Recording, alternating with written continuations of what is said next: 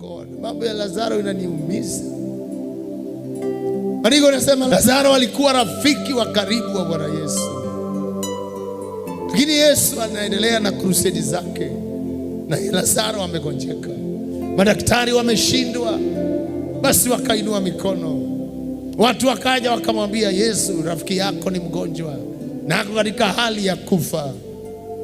Wahubiri, msivunjike moyo. Unaweza ombea watu wafanikiwe na nyinyi mkose kufanikiwa.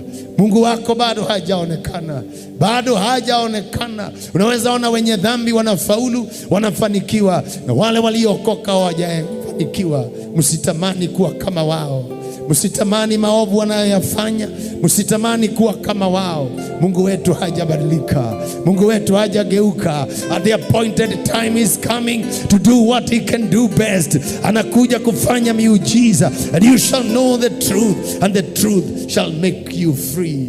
Natangaza leo, uhuru wako unakuja. Your freedom and your breakthrough is coming. Maana Mungu hajachelewa na hajakuacha. Siku ya 4 Yesu akatokezea akawaambia, twendeni sasa tukamtembelee Lazaro. Amekufa siku 4, ananuka. Na ndiyo Yesu anasema twendeni sasa kwa Lazaro. Kuna mambo Yesu atawacha itendeke. Atawacha Danieli atupwa kwa tundu ya simba. Kama wewe ni Danieli, wewe unataka mhubiri afanye nini? Na njia yako ni ile ya kupitia kwa tundu ya simba.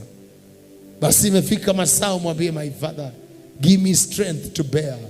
Give me power to conquer what I am going through. There's no shortcut. There is no shortcut. You must ask for the power.